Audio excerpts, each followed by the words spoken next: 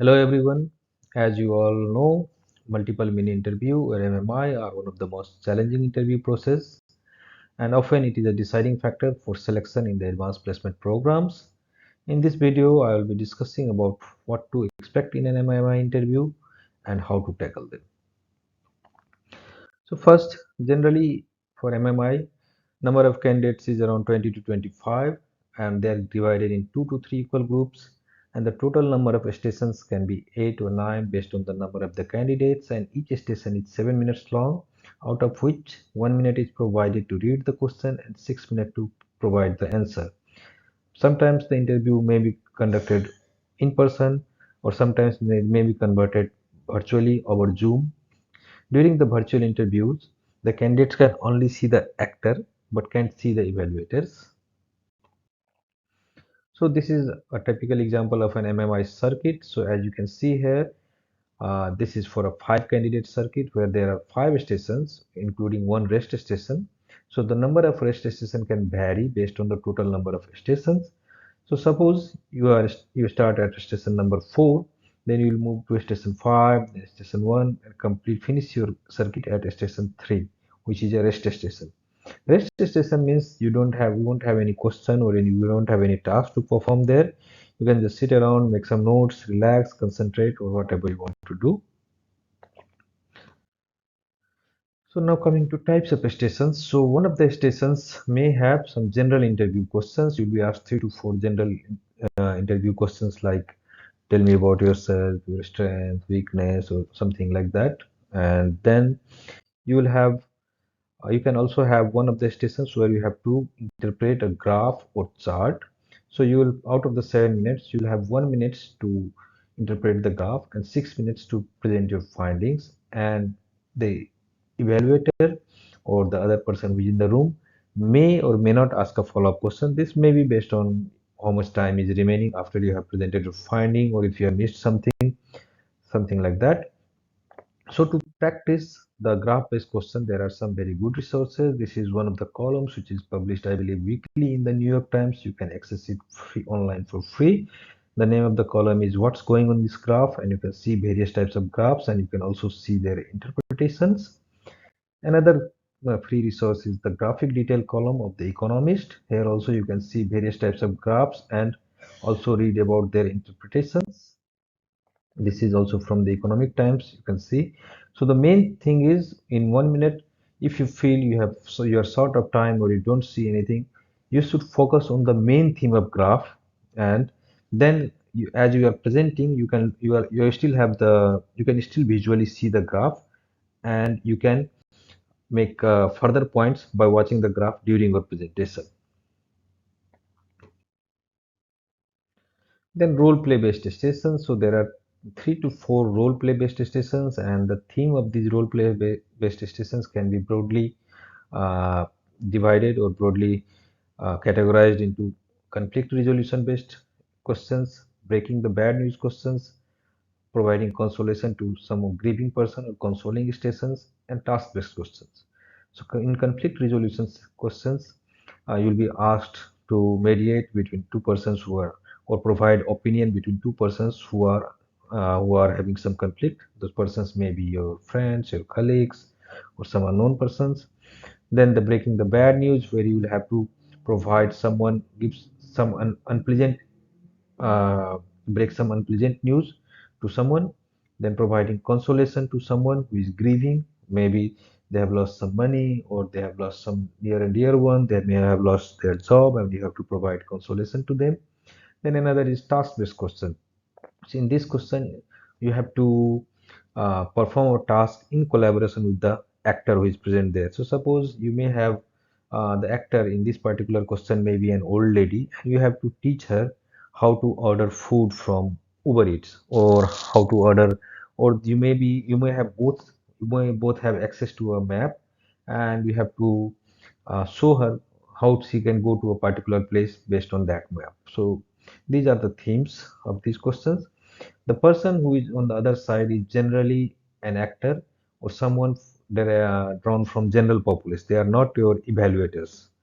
The evaluators are generally in the background, or generally they are hidden. So how to answer these questions? To answer the breaking bad news question, this is a formula called SPIKES, which is quite extensively used in the medical literature. So SPIKES stands for setting, perception, invitation, knowledge, empathy, and summary. So you can read a lot about, you can find lots of material on this on the internet. This is extensively used in the medical side to break bad news to the patients.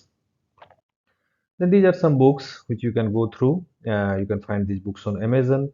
So this is an MMI book by the BMO publication. This is another MMI book. So you can consult these books, look at different types of questions, different types of scenarios, and how to tackle these kind of questions.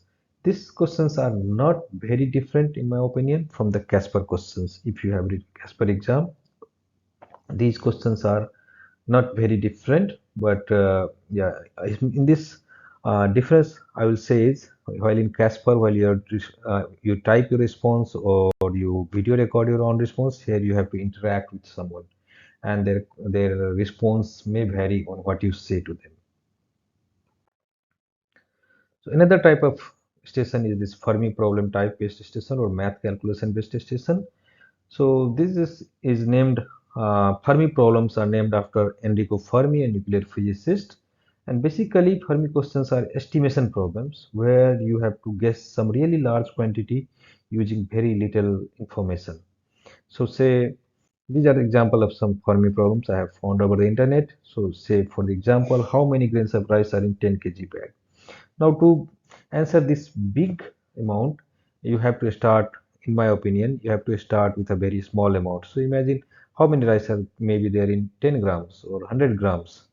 And you don't need to provide, I think the main important point is your thought process. How many things you considered before how answering this question. So suppose, say for grain of rice, do you consider that there is some grain of rice may be long, some grain of rice may be maybe small, right?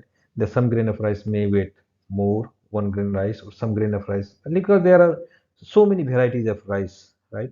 And so main thing what they are looking for in this type of question is your process rather than one exact correct number. But still, you have to follow the protocol, and you have to take all the factors into considerations, right? And and another thing is, if they ask you some question where you have to do some geometry calculation or some complex math calculation. So geometry calculation, I mean, say you are given question that, okay, you have a 5 liter, how many tennis balls can fit in a 5 liter bucket, right? So you need to calculate the diameter or say circumference or volume of a tennis ball. For that you need to calculate the volume of a sphere. And generally this kind of if you need to do this kind of calculation, the relevant formula are provided, but still I will suggest go through some basic math formulas if you want to answer these questions efficiently. And this is one book, Guesstimation. You can find it on Amazon. This is a very good book for answering these kind of questions. There is another book where you can see lots of different type of these problems and their answer, how the authors approached it. And the coming to the last section, my tips. So yeah, obviously you should practice, practice, practice. Practice makes a man or woman perfect. Practice role play scenario with your friends and family, and try to adjust your speech delivery according to the type of role play. So obviously your speech or your tone should be different for when you are, say, trying to break a bad news or consoling someone, and when you are trying to mediate between a fight. Then read the questions very carefully and make notes of important points, because sometimes you may just miss a crucial information from the given problem. And believe me, the questions are a little long on the little longer side. 1 minute time does not feel so long, especially when you are under pressure of the exam and everything. But I will suggest that you can take with you some scrap paper and pencils, and you can make note of some crucial points of the questions, which I will suggest. And if the meeting is online, obviously use a high quality audio or video system, because your speech is very important. Your accent, your tone is very important. and so use high quality audio or video system so that you can deliver your message very efficiently and clearly. And once you are finished with a station, don't fret over how you performed in that station. That means when you pass from station 1 to 2, don't fret how you performed in station 2 1, because it will only affect your performance in station 2, right? So keep these things in mind, and I wish you all a good luck. I hope this video was useful to all. Thank you.